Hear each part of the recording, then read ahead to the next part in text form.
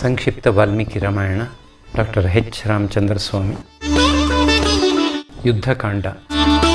ಕಳೆದ ಎಷ್ಟೋ ದಿನಗಳಿಂದ ಈ ಒಂದು ಕ್ಷಣಕ್ಕಾಗಿ ಕಾಯುತ್ತಿದ್ದ ಭರತನ ಹೃದಯವು ಆನಂದದಿಂದ ತುಂಬಿ ಹೋಯಿತು. ಅದನ್ನು ತಡೆಯಲಾರದೆ ಮೂರ್ಛಿತನಾಗಿ ಬಿದ್ದುಬಿಟ್ಟನು. ಸ್ವಲ್ಪ ಹೊತ್ತಿನಲ್ಲಿ ಎಚ್ಚರಗೊಂಡು ಮುಖದಲ್ಲಿ ಸಂತೋಷ ನಳನಳಿಸುತ್ತಿರಲು, ಮಿತ್ರ, ನೀನು ಯಾರೇ ಆಗಿರು, ನನ್ನನ್ನು ಆಲಂಗಿಸುವ. ಕೊನೆಗೊಮ್ಮೆ ಈ ಆನಂದ ನನ್ನದಾಯಿತು. ನೀನು ನನಗೆ ಸಂತೋಷವನ್ನು ತಂದುಕೊಟ್ಟೆ ಎಂದು ತಾನೇ ಎದ್ದು ಬಂದು ಹನುಮಂತನನ್ನು ಆಲಂಗಿಸಿದನು. ಅವನ ಆನಂದ ಬಾಷ್ಪದಿಂದ ಹನುಮಂತನ ಶರೀರವೆಲ್ಲ ಒದ್ದೆಯಾಯಿತು. ಆಮೇಲೆ ಭರತನು, ನನ್ನಲ್ಲಿ ಇಷ್ಟೊಂದು ಅನುಕಂಪೆಯಿಂದ ನನ್ನ ರಾಮನು ಹಿಂದಿರುಗಿ ಬರುತ್ತಿರುವ ಈ ಪರಮಾನಂದದ ಸುದ್ದಿಯನ್ನು ತಂದು ಹೇಳಿದೆಯಲ್ಲ, ನೀನು ಯಾರು? ದೇವತೆಯೋ ಮಾನವನೋ? ನಿನಗೆ ನಾನು ಪ್ರತಿಯಾಗಿ ಏನನ್ನು ಕೊಡಲಿ? 1,00,000 ಗೋವುಗಳನ್ನೂ 100 ಗ್ರಾಮಗಳನ್ನೂ ಕೊಡಲೇ? ಶೀಲ ಸಂಪನ್ನೆಯರಾದ 16 ಸಾಲಂಕೃತ ಕನ್ಯೆಯರನ್ನು ಕೊಟ್ಟು ಮದುವೆ ಮಾಡಿಸಲೇ? ನಿನ್ನ ಸಂತೋಷಾರ್ಥವಾಗಿ ಏನನ್ನು ಮಾಡಲಿ ಎಂದು ಸಂಭ್ರಮಪಟ್ಟನು. ಹನುಮಂತನಿಗೆ ಮಾತೇ ಹೊರಡಲಿಲ್ಲ. ತಾನೂ ರಾಮನನ್ನು ಅಷ್ಟೇ ಪ್ರೀತಿಸುವವನು. ಭರತನಂತೆ ತಾನೂ ಆನಂದ ಬಾಷ್ಪಗಳನ್ನು ಸುರಿಸಿ ಅವನ ಸಂತೋಷದಲ್ಲಿ ಭಾಗಿಯಾದನು. ಭರತನು, ನನ್ನಣ್ಣ ವನವಾಸಕ್ಕೆ ತೆರಳಿ ಅನೇಕ ವರ್ಷಗಳೇ ಆದುವು. ಅವನು ಬರುತ್ತಿದ್ದಾನೆಂದು ನೀನು ಹೇಳುವುದು ನಿಜವೇ? ಮನುಷ್ಯನು ಬದುಕಿದ್ದರೆ ಒಂದಲ್ಲ ಒಂದು ದಿನ ಸಂತೋಷವನ್ನು ಕಾಣಬಹುದು ಎಂಬ ಮಾತು ನಿಜ. ನಾನಿಂದು ಸುಖಿ, ಅತ್ಯಂತ ಸುಖಿ. ಇಷ್ಟು ವರ್ಷಗಳೂ ನನ್ನಣ್ಣ ಹೇಗಿದ್ದ, ಏನೇನು ಅನುಭವಪಟ್ಟ ಹೇಳು, ನನಗೆ ಕುತೂಹಲವಾಗಿದೆ ಎನ್ನಲು, ಹನುಮಂತನು ಭರತನು ಕೊಟ್ಟ ದರ್ಭಾಸನದ ಮೇಲೆ ಕುಳಿತು ರಾಮನ ವನವಾಸ ಕಾಲದಲ್ಲಿ ನಡೆದುದೆಲ್ಲವನ್ನೂ ವಿವರವಾಗಿ ತಿಳಿಸಿ, ಕೊನೆಗೆ ರಾಮನು ಗಂಗಾ ತೀರಕ್ಕೆ ಬಂದಿದ್ದಾನೆ, ಭರದ್ವಾಜರ ಆಶ್ರಮದಲ್ಲಿ ತಂಗಿದ್ದಾನೆ. ನೀನು ನಾಳೆ ಅವನನ್ನು ನೋಡುವೆ. ನಾಳೆ ಪುಷ್ಯಮಾಸದ ಶುಕ್ಲ ಪಂಚಮಿ, ಒಳ್ಳೆಯ ತಿಥಿ ಎಂದನು. ಭರತ ಶತ್ರುಘ್ನರು ರಾಮನನ್ನು ಸ್ವಾಗತಿಸುವುದಕ್ಕಾಗಿ ಸಂಭ್ರಮದಿಂದ ಸಿದ್ಧತೆ ಮಾಡತೊಡಗಿದರು. ಅಯೋಧ್ಯ ನಗರಿಯು ಪನ್ನೀರಿನಿಂದ ತೊಳೆಯಲ್ಪಟ್ಟು ಪುಷ್ಪಹಾರಗಳಿಂದ ಅಲಂಕೃತವಾಯಿತು. ಮಂಟಪಗಳನ್ನೆಲ್ಲ ಸಿಂಗರಿಸಿ ಸ್ವಾಗತದ ಕಾರ್ಯಕ್ರಮಕ್ಕಾಗಿ ಸಂಗೀತ ನರ್ತನಗಳಿಗೆ ಏರ್ಪಾಡು ಮಾಡಿದರು. ನಂದಿಗ್ರಾಮದಿಂದ ಅಯೋಧ್ಯೆಯ ಅರಮನೆಯವರೆಗೆ ರಸ್ತೆಯ ನಿರ್ಮಾಣವಾಯಿತಲ್ಲದೆ ಸೈನ್ಯವೂ ಪುರಜನರೂ ಅದರ 2 ಬದಿಗಳಲ್ಲಿ ನೆರೆದು ನಿಂತರು. ರಸ್ತೆಗಳಲ್ಲಿ ಹೂವುಗಳನ್ನು ಹಾಸಲಾಯಿತು. ಬಗೆ ಬಗೆಯ ರಂಗೋಲಿಗಳಿಂದ ಸಿಂಗರಿಸಿದರು. ಸೈನ್ಯವು ಅಯೋಧ್ಯೆಯಿಂದ ಹೊರಟು ನಂದಿಗ್ರಾಮಕ್ಕೆ ಬಂದಿತು. ಭರತನ ಜೊತೆಗೆ ಸುಗಂಧ ಪುಷ್ಪ ತೀರ್ಥ ಕಲಶ ಮೊದಲಾದ ಮಂಗಳ ದ್ರವ್ಯಗಳನ್ನು ಹೊತ್ತು ಬ್ರಾಹ್ಮಣರೂ ಪುರೋಹಿತರೂ ಹೊರಟರು. ರಾಜಮಾತೆಯರು ಪಲ್ಲಕ್ಕಿಗಳಲ್ಲಿ ನಂದಿಗ್ರಾಮಕ್ಕೆ ಹೊರಟರು. ಶಂಖ, ಭೇರಿ, ಕಹಳೆ ಮೊದಲಾದವುಗಳ ಶಬ್ದವು ಆಕಾಶವನ್ನೆಲ್ಲ ತುಂಬಿತು. ಶ್ವೇತಛತ್ರ ಚಾಮರಗಳನ್ನು ಭಕ್ತಿಯಿಂದ ಹೊತ್ತು ನಡೆದವು. ಭರತನು ರಾಮನ ಪಾದುಕೆಗಳನ್ನು ತಲೆಯ ಮೇಲೆ ಹೊತ್ತು ರಾಮನನ್ನು ಸ್ವಾಗತಿಸಲು ಹೊರಟನು.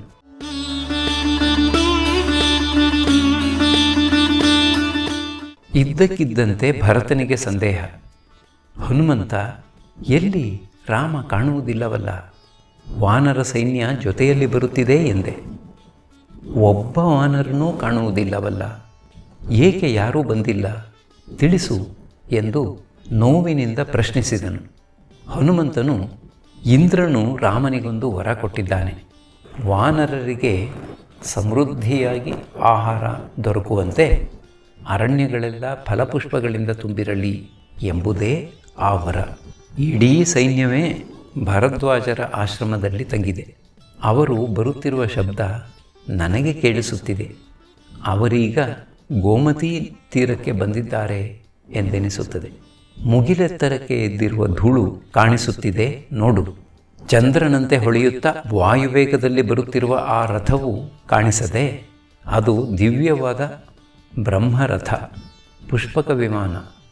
ರಾವಣನ ಬಳಿ ಇದ್ದ ಅದರಲ್ಲಿ ಕುಳಿತು ರಾಮನು ಬರುತ್ತಿದ್ದಾನೆ. ಈ ಪುಷ್ಪಕ ವಿಮಾನವು ಮೊದಲು ಕುಬೇರನದಾಗಿತ್ತು. ಅದನ್ನು ರಾವಣನು ಬಲಾತ್ಕಾರದಿಂದ ಕಿತ್ತುಕೊಂಡಿದ್ದನು. ಇನ್ನೇನು ಕೆಲವೇ ಕ್ಷಣ ರಾಮ ಬಂದೇ ಬಿಟ್ಟ ಎಂದನು. ಅವನು ಹಾಗೆ ಹೇಳುತ್ತಿರುವಂತೆಯೇ ವಿಮಾನವು ನಂದಿಗ್ರಾಮವನ್ನು ತಲುಪಿತು. ಅಲ್ಲಿದ್ದ ಎಲ್ಲರ ಬಾಯಿಂದಲೂ ಮೊಳಗಿದ ರಾಮ ರಾಮ ಎಂಬ ರಾಮಸ್ಮರಣೆಯ ಧ್ವನಿ ವಿಮಾನದಲ್ಲಿದ್ದ ರಾಮನಿಗೂ ಕೇಳಿಸಿತು.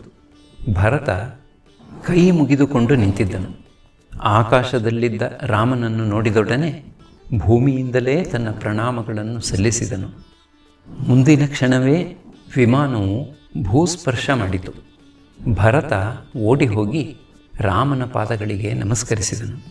ಪುನಃ ಪುನಃ ನಮಸ್ಕರಿಸಿದ ಅವನನ್ನು ರಾಮನು ತೊಡೆಯ ಮೇಲೆ ಕುಳ್ಳಿರಿಸಿಕೊಂಡು ಪ್ರೀತಿಯಿಂದ ಅವನ ನೆತ್ತಿಯನ್ನು ಆಘ್ರಾಣಿಸಿ ಅವನ ಮೈಯನ್ನು ಪ್ರೇಮಪೂರ್ಣವಾಗಿ ನೇವರಿಸಿದನು. ಸೋದರರು 14 ವರ್ಷಗಳ ಮೇಲೆ ಪುನಃ ಸಂಧಿಸಿದರು.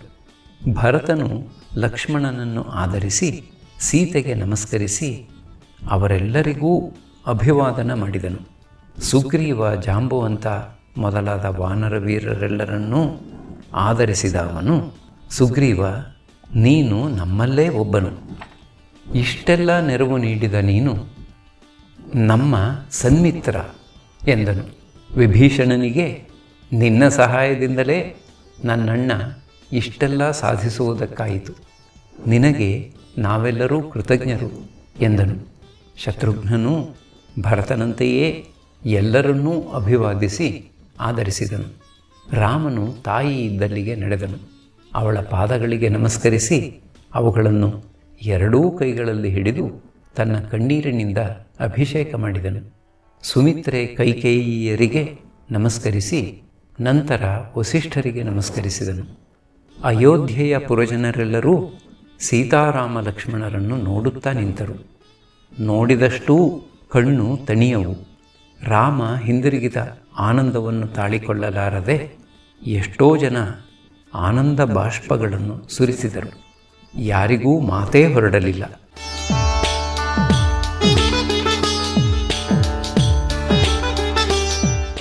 ಭರತನು ಪಾದುಕೆಗಳನ್ನು ಕೈಗಳಲ್ಲಿ ತೆಗೆದುಕೊಂಡು ರಾಮನ ಬಳಿಗೆ ನಡೆದನು. ಅವುಗಳನ್ನು ರಾಮನ ಪಾದಗಳಿಗೆ ತೊಡಿಸಿ, ಮಹಾರಾಜ, ಇವುಗಳನ್ನು ನಿನಗಾಗಿ ರಕ್ಷಿಸಿಕೊಂಡಿದ್ದ ನಾನು ಇವನ್ನೂ ಜೊತೆಗೆ ರಾಜ್ಯವನ್ನೂ ಹಿಂದಿರುಗಿಸುತ್ತಿದ್ದೇನೆ. ನನ್ನ ಇಷ್ಟಾರ್ಥವು ಪೂರ್ಣಗೊಂಡಿತು. ನಾನು ಬದುಕಿದ್ದು ಸಾರ್ಥಕವಾಯಿತು. ಕೋಶವನ್ನೂ ಭಂಡಾರವನ್ನೂ ಸೈನ್ಯವನ್ನೂ ನಗರವನ್ನೂ ಪರಾಂಬರಿಸು. ನಿನ್ನ ಆಶೀರ್ವಾದದಿಂದ ಅವು 10 ಪಾಲು ವೃದ್ಧಿಯಾಗಿವೆ ಎಂದನು. ಭರತನ ಭಕ್ತಿಯನ್ನು ಕಂಡು ಅಲ್ಲಿದ್ದವರೆಲ್ಲರಿಗೂ ರೋಮಾಂಚನವಾಯಿತು. ಭರತನ ಆಶ್ರಮದಿಂದ ರಾಮನು ಪುಷ್ಪಕ ವಿಮಾನವನ್ನು ಕುಬೇರನ ಬಳಿಗೆ ಹಿಂದಿರುಗು ಎಂದು ಹೇಳಿ ಕಳುಹಿಸಿಬಿಟ್ಟನು. ಅದು ದೇವತೆಗಳ ಆವಾಸ ಸ್ಥಾನವಾದ ಉತ್ತರ ದಿಕ್ಕಿಗೆ ಹಾರಿ ಕಣ್ಮರೆಯಾಯಿತು. ಇಂದ್ರನು ಬೃಹಸ್ಪತಿಯನ್ನು ಆಧರಿಸುವಂತೆ ರಾಮನು ತನ್ನ ಗುರುವಿನ ಬಳಿ ವಿನೀತನಾಗಿ ಕುಳಿತನು. ಭರತನು ಹತ್ತಿರ ಬಂದು, ನನ್ನ ತಾಯಿಯ ಹೆಸರಿಗೆ ಕಳಂಕವಿಲ್ಲದಂತೆ ನೀನು ನನ್ನ ಬಳಿ ನ್ಯಾಸವಾಗಿಟ್ಟ ರಾಜ್ಯವನ್ನು ಹಿಂದಿರುಗಿಸಿದ್ದೇನೆ. ನನಗೆ ವಹಿಸಿದ ದೊಡ್ಡ ಜವಾಬ್ದಾರಿಯನ್ನು ಕಳೆದುಕೊಂಡು ಹಗುರವಾಗಿದ್ದೇನೆ. ಈ ಭಾರವನ್ನು ನಾನು ಹೊರಲಾರೆ. ಕತ್ತೆಯು ಕುದುರೆಯನ್ನು ಅನುಕರಿಸುವಂತೆ, ಕಾಗೆಯು ಹಂಸವನ್ನು ಅನುಕರಿಸುವಂತೆ ನಿನ್ನನ್ನು ಅನುಕರಿಸಿ ರಾಜ್ಯವಾಡಿದ್ದೇನೆ. ಈಗ ನಿನ್ನ ಪಟ್ಟಾಭಿಷೇಕವನ್ನು ನೆರವೇರಿಸುವುದಕ್ಕೆ ಅನುಜ್ಞೆ ಕೊಡು. ಮಧ್ಯಾಹ್ನದ ಸೂರ್ಯನಂತೆ ಪ್ರಕಾಶಿಸುವ ನಿನ್ನನ್ನು ಇಡೀ ಪ್ರಪಂಚವೂ ನೋಡಲಿ. ಸೂರ್ಯಚಂದ್ರರಿರುವವರೆಗೂ ಈ ಭೂಮಿಯ ಮೇಲೆ ಪ್ರಜೆಗಳಿರುವವರೆಗೂ ರಾಜ್ಯವಾಳು ಎಂದನು. ರಾಮನು ಭರತನ ಕೋರಿಕೆಯನ್ನು ಮನ್ನಿಸಿ ರಾಜ್ಯವಾಳಲು ಒಪ್ಪಿದನು. ಭರತ ಶತ್ರುಘ್ನರು ರಾಮಲಕ್ಷ್ಮಣರ ಜಟೆಗಳನ್ನು ತೆಗೆಸಿ ಹಾಕಿದರು. ಜೊತೆಗೆ ತಮ್ಮ ಜಟೆಗಳನ್ನೂ ತೆಗೆಸಿದರು. ಎಲ್ಲರೂ ಪವಿತ್ರ ಸರಯೂ ನದಿಯಲ್ಲಿ ಸ್ನಾನ ಮಾಡಿದರು. ಗಂಧ ಸವರಿದ ರೇಷ್ಮೆ ವಸ್ತ್ರಗಳನ್ನುಟ್ಟು ಆಭರಣಗಳನ್ನು ತೊಟ್ಟರು. ರಾಜಮಾತೆಯರು ಸೀತೆಯನ್ನು ಅಲಂಕರಿಸಿದರು. ಕೌಸಲ್ಯೆಯು ರಾಮನ ಮೇಲಿನ ಪ್ರೀತಿಯಿಂದ ರಾಜವಾನಿರಿಯರ ತಲೆಬಾಚಿ ಸಿಂಗರಿಸಿದಳು. ಸುಮಂತ್ರನು ರಥವನ್ನು ತಂದು ಆಶ್ರಮದ ಬಾಗಿಲಿನಲ್ಲಿ ನಿಲ್ಲಿಸಿದನು. ರಾಮನು ರಥವನ್ನೇರಿದನು. ಭರತನು ರಥವನ್ನು ನಡೆಸಿದನು. ಸುಗ್ರೀವ ಹನುಮಂತರಿಂದ ಒಡಗೂಡಿದ ವಾನರ ಸೇನೆಯು ಅಯೋಧ್ಯೆಯ ಸೇನೆಯೊಂದಿಗೆ ಹೊರಟಿತು.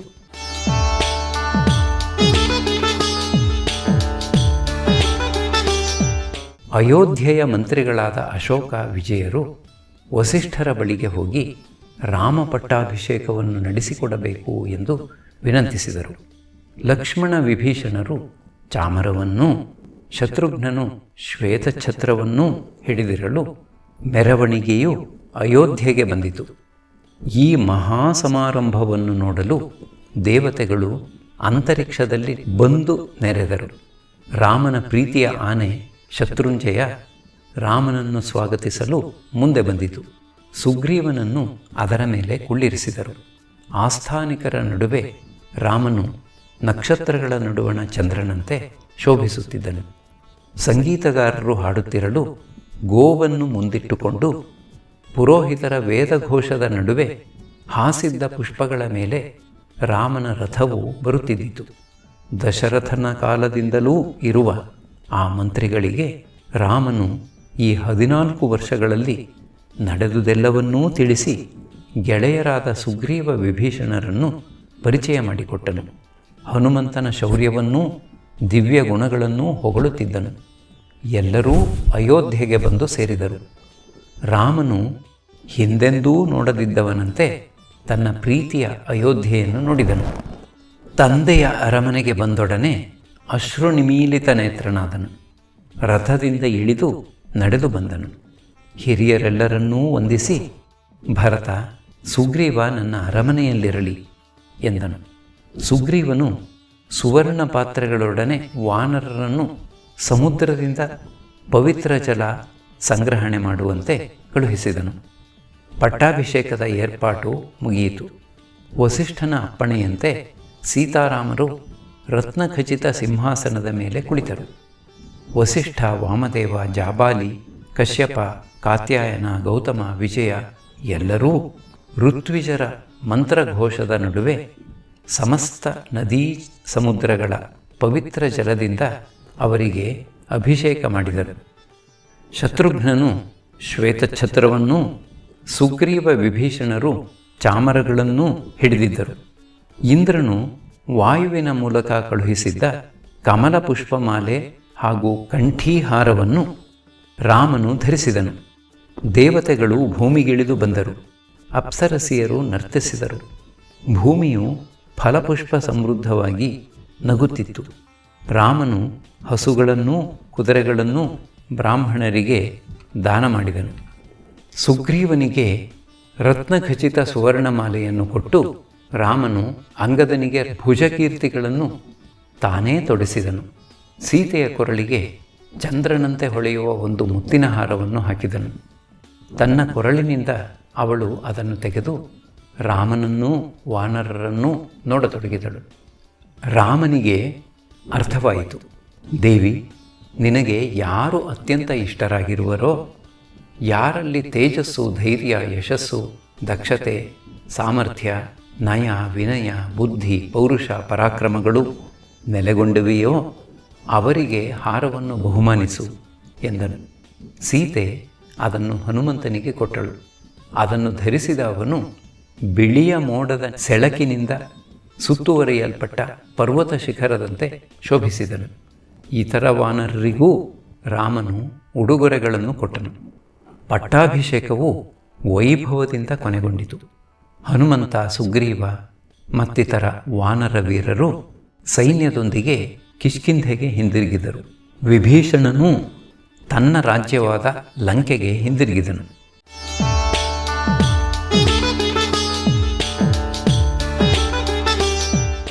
ರಾಮನು, ಲಕ್ಷ್ಮಣ, ಈ ರಾಜ್ಯವನ್ನು ನನ್ನ ಜೊತೆಯಲ್ಲಿ ನೀನೂ ಆಳು.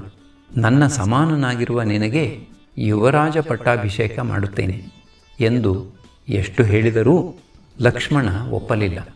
ಆದ್ದರಿಂದ ಭರತನು ಯುವರಾಜನಾಗಬೇಕಾಯಿತು. ರಾಮನು ಅಶ್ವಮೇಧಾದಿ ಅನೇಕ ಯಾಗಗಳನ್ನು ನಡೆಸುತ್ತಾ ತಂದೆಯಂತೆಯೇ ರಾಜ್ಯಭಾರ ನಡೆಸತೊಡಗಿದನು. ಇಕ್ಷ್ವಾಕು ವಂಶದ ಕೀರ್ತಿ ಪತಾಕೆಯನ್ನು ಎತ್ತಿ ಹಿಡಿದನು.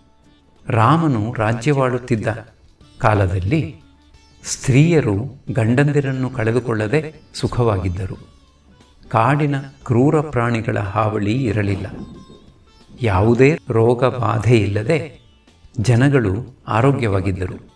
ಎಲ್ಲಿಯೂ ಕಳ್ಳತನ, ವಂಚನೆ, ದರೋಡೆಗಳು ನಡೆಯುತ್ತಿರಲಿಲ್ಲ. ಯಾರೂ ಯಾವ ಆಪತ್ತಿಗೂ ಒಳಗಾಗುತ್ತಿರಲಿಲ್ಲ. ಹಿರಿಯರ ಉತ್ತರ ಕ್ರಿಯೆಗಳನ್ನು ಮಾಡಬೇಕಾದ ಸಂದರ್ಭವೇ ಒದಗುತ್ತಿರಲಿಲ್ಲ. ಸಕಲವೂ ಸಂತೋಷದ ನೆಲೆಯಾಗಿತ್ತು. ಪ್ರತಿಯೊಬ್ಬರೂ ಸಂತೋಷವಾಗಿದ್ದರು. ಎಲ್ಲರೂ ಶ್ರೀರಾಮನನ್ನು ಆದರ್ಶ ಪುರುಷನನ್ನಾಗಿ ತಿಳಿದು ಆತನ ಮನಸ್ಸಿಗೆ ನೋವಾಗಬಾರದೆಂದು ಕಾಯ, ವಾಚ, ಮನಸ ನೇರವಾಗಿದ್ದು ರುಜುತ್ವವುಳ್ಳವರಾಗಿದ್ದರು. ಯಾರಿಗೆ ಯಾರೂ ತೊಂದರೆ ಕೊಡುತ್ತಿರಲಿಲ್ಲ. ರಾಮರಾಜ್ಯವೆಂದರೆ ಅಂದಿನಿಂದಲೂ ಜನಗಳಿಗೆ ಪರಿಪೂರ್ಣ ಸುಖ ಸಂತೋಷಪ್ರದಾಯಕವೆಂದು ಪ್ರಖ್ಯಾತವಾಗಿದ್ದಿತು. ಕಾಲ ಕಾಲಕ್ಕೆ ಮಳೆಯಾಗುತ್ತಿದ್ದಿತು. ಬೆಳೆಗಳು ಚೆನ್ನಾಗಿ ಬೆಳೆಯುತ್ತಿದ್ದವು. ಗಾಳಿಯು ಹಿತವಾಗಿ ಬೀಸುತ್ತಿತ್ತು. ವೃಕ್ಷಗಳಾವುವೂ ಫಲ ಕೊಡದೇ ಇರುತ್ತಿರಲಿಲ್ಲ. ರಾಮರಾಜ್ಯದಲ್ಲಿ ದುರಾಸೆ, ಅತೃಪ್ತಿಗಳು ಯಾರಲ್ಲಿಯೂ ಕಂಡುಬರುತ್ತಿರಲಿಲ್ಲ. ಎಲ್ಲರೂ ದೈವಭಕ್ತರೂ ಧರ್ಮಿಷ್ಠರೂ ಸಜ್ಜನರೂ ಆಗಿದ್ದರು. ಎಲ್ಲೆಡೆ ಸುಖ ಸಮೃದ್ಧಿ ತಾನೇ ತಾನಾಗಿದ್ದಿತು.